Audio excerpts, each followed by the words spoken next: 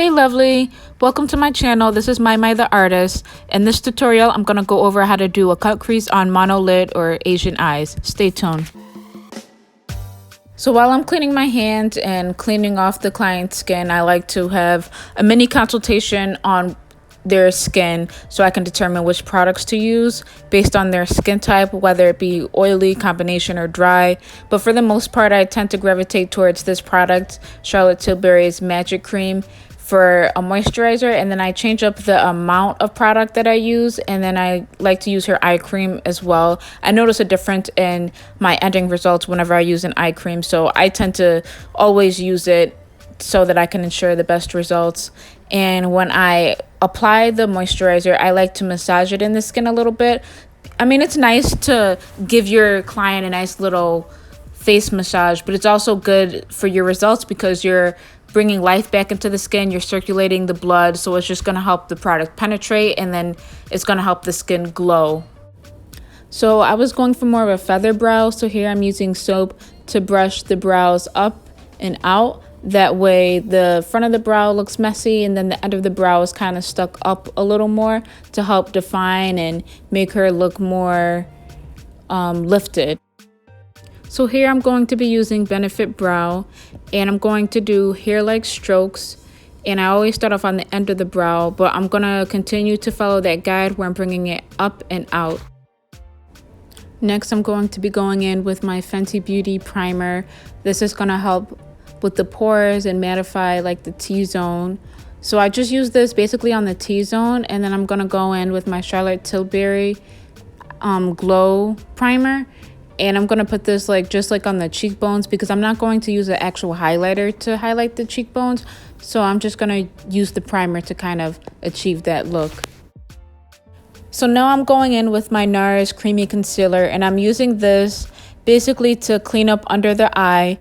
After I blended out all of the concealer, I'm going in with an eye primer. I'm not even sure what brand this is. I just know it's one of those things that's just in my kit, but I'm using this under the eyes. And once again, I'm using my fingers, but you're more than welcome to use a brush. It may be easier to do it with a brush, but I naturally just gravitate towards my fingers. But it doesn't have any type of tint to it. It's just going to help make the eyeshadow kind of not crease and, not fade. It's going to help the eyeshadow pop more and last longer. So I'm going to be using James Charles palette for this look, which I usually use all the time just because it's very universal. Like, it has every shade in it, and I feel like I could always build to the shade that I want if I don't find the color in there. And to start off, I'm going to start with the crease. I'm going to kind of map out the eye shape that I want to play with here. So I'm using a very small detailed Morphe brush to map out the crease, and then I'm going to blend that out. Because my client is dealing with some sunburn, her skin is kind of flaky, so I'm kind of working with that. It's kind of hard to blend the eyeshadow out because there's some dead skin on there, but to blend it, I'm going in back and forth motions. Sometimes I'll go in circular motions. I always try to move the client myself, how to face her. I'm continuing to build up, whereas the other side is very dark, and it's not even like I'm using a black or anything. I'm just building on that purple to make it that dark. So whenever I do makeup, I find areas that I really want to bring forth. Some cases it's the brows, some cases it's the lip, like if I'm doing a really sharp red lip. Sometimes it's the skin, and in this case it's going to be the eyeshadow. I really want the eyeshadow to just pop and be beautiful, so I'm going to take more time on the eyeshadow with the blending. So here I spent a lot of time on the purple, and I still have more purple to build up, but I'm going to go back and forth with blending and mixing the colors. But after I do that dark purple, I'm going to go on with a lighter purple, and I'm going to put that above the dark purple to kind of smoke it out. And then after I figure out okay, I like how dark this purple is, I like how lighter the purple looks, I'm going to mix the two colors, the dark purple and the lighter purple, and I'm going to put that in between. So that's going to help with the transition. So it kind of looks like a gradient ombre type of flow, where it's like dark purple, mix, and then lighter purple, if that makes sense. Also to add, when I first started doing the dark purple, you see that I use the smaller Morphe brush, more defined for the crease. But I'm using that just to kind of map out the crease in the shape. And then I'm going to be using a brush that's slightly bigger, a little more fluffy, to kind of actually blend in the dark purple. Because when you try to use like a very small defined brush, it's kind of not going to flow as well. The bigger the brush, the more blended out it is. So if I use like a really, really big brush, it's going to kind of like be all over, whereas a smaller brush is very detailed. But because she has flaking on her skin, I can't just keep going back and forth with a small brush, because it's just going to keep digging at her skin and it's going to make the dead skin kind of flake off even more. So using a fluffier brush is definitely recommended to help blend, especially when you have this type of skin concern. Now for the cut crease, I'm going to be using the NARS concealer again. But for monolids or Asian eyes, they're honestly probably the best candidate for cut creases, just because they don't have a crease. So you can create whatever you want. You can really play with their eye shape here. But for this, I can say it's very difficult trying to explain how to do a cut crease. But for myself, I've only done, honestly, a handful of cut creases in my whole makeup journey. So it's not very difficult. You can get it down after a couple of tries. But basically, I'm going to be using my brush to kind of brush on the shape, whereas some people, I know some people will tap and drag it right next to each other. I just draw it on, kind of like I did with my crease. I kind of like do lines. I kind of like map it out. That's how I do any of my art, like when I draw or paint, I kind of like try to map out what I'm going to do first. And then I add more of the NARS to kind of like make it look a little more brighter, because that purple was so heavy that you could see now like it still looks like a dark purple. So I'm just going back in with the NARS. Try not to do too much, because you don't want too much creasing, but I'm just doing it a little lighter and to help define that crease more. So now I'm going to go in and add some color to the eyelids. I'm going to be using that transition color to do this, which is basically the dark purple and the light purple mixed together. With the cut creases, you really don't need that many colors. Like, you only need 2 or 3. It's all a matter of how you place your hand and which brushes you use, because you can make one color look 3 different ways. So basically, I'm going in with a fluffier brush to do this. The fluffier brush is going to make the product kind of disperse faster. So that way it's quicker, because if I use like a small brush, it's gonna take forever to do this. I used to use flat brushes, but I prefer just a fluffy brush to get up in there and do it, especially because she has enough eyelid space to do that with. So I'm just using a fluffy brush to pat on that. Oh yeah, and to add, you wanna pat it on. But basically, I'm using that transition color to do this. And next, I'm going to add some blue on the end. This part was so satisfying to me. Like, I just loved blending out that blue into that purple. But I'm gonna fast forward this so you can just watch how I blended it.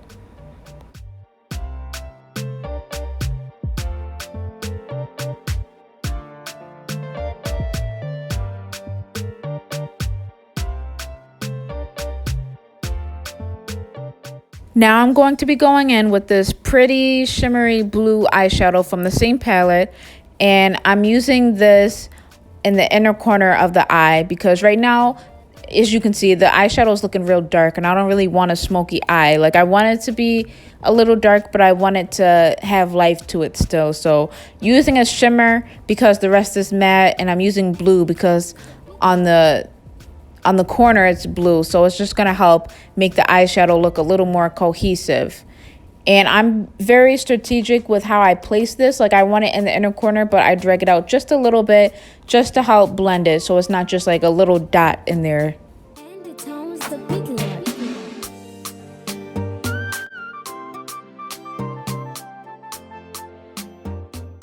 So I tried to be cute and try a new foundation, but clearly it was a fail. It was way too light for her skin. It was just this Born This Way sample size foundation that I got from Sephora. It was warm beige, but clearly way too light for her. So I just went back in with Danessa Myricks foundation, And her skin tone, her undertone is more so yellow warm, so I'm going to go in with a warm foundation that I had available. And I like to use a flat brush whenever I apply my foundation. And then after that, I like to use a beauty blender to kind of blend it in, but I make sure that the sponge is soaked. But because of her skin, like even when I tried to like blend out the concealer, it kind of wasn't working because she had some dead skin on there, because of course she's peeling because she got burnt. But yeah, so like I used the sponge a little bit, but you don't want to go too hard with it. And even when I use the sponge, at one point, like I'll stop and I'll use the brush, and then I'll stop and then I'll use my finger. You kind of got to play with it, you know. So for the concealer, I always let it set. Like I just apply it in the areas that I want it to be in. Like I'm very strategic. I take my time with actually applying the concealer under the eyes, and then I also do it on the chin as well as on the forehead and down the bridge of the nose to help contour the nose. But I take my time to just really place the concealer, and I'm going to let it set. And then one thing I will add that I made a mistake of with her skin, I probably used too much product on her nose. Like I kept going back and forth trying to make the nose contour perfect. But in this case, less is more, because the more product you use, you know, the more it's going to peel in certain areas, because like her nose and her forehead peeled more, which I mean that's normal if you have a sunburn. So when I use more product, it kind of just didn't help the situation. But here I really want to show that you can do full glam even if you have sunburn, but you just have to be smart in certain areas like the nose and the forehead. You can't just be caking on product like that, if that makes sense. And it sounds the big lord.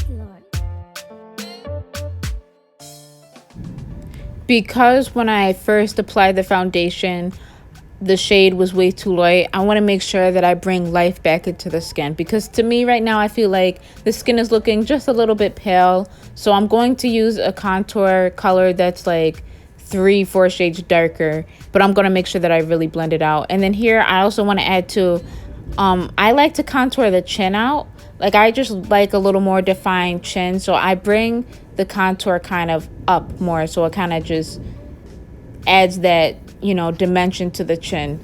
And then I go in and I contour the jaw. But I'm pretty heavy-handed when it comes to contouring the forehead as well. I just wanted to add that. Like I prefer like a more darker forehead. But I'm going to use this brush to kind of just place the lines of where I want the contour. And then I like to kind of drag my contour up a little higher just to like add more bronze to the skin. But to blend it out, I just use a beauty blender. I don't really use the brush because I feel like the brush already has enough product. But I use that brush to blend out the chin, but the rest I'm going to use a beauty blender.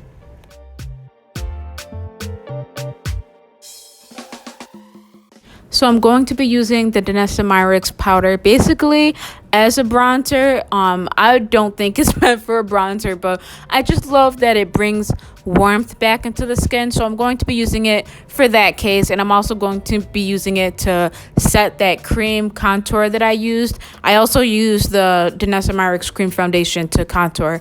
But I'm going to be using this in an upward motion to lift up the skin. Now I'll be going in with the Fenty Beauty setting powder, and with this I'm going to be very strategic with how I place it, because once again it's kind of like concealer to me. I mean, it's not concealer, but it kind of has that same effect where you put it is where it's going to be. So I'm going to actually press this into the skin first, and then after I have it all the way pressed in, then I bake just a little bit. Of course, you don't want to bake too much. We don't want to add too much texture on the skin. But yeah, I'm going to bake under the eyes, and then I'm also going to place this under the contour to help clean up that contour.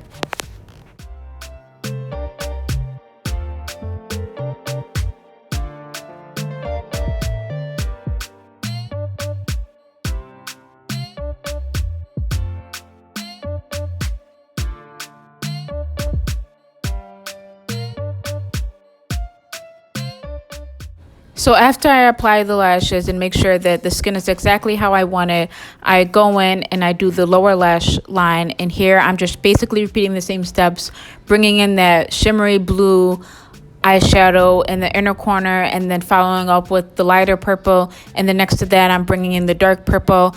And for the waterline for this look, I decided to use white eyeliner. Then after that, all I did was the lips and I used the setting spray. And there is the completed look.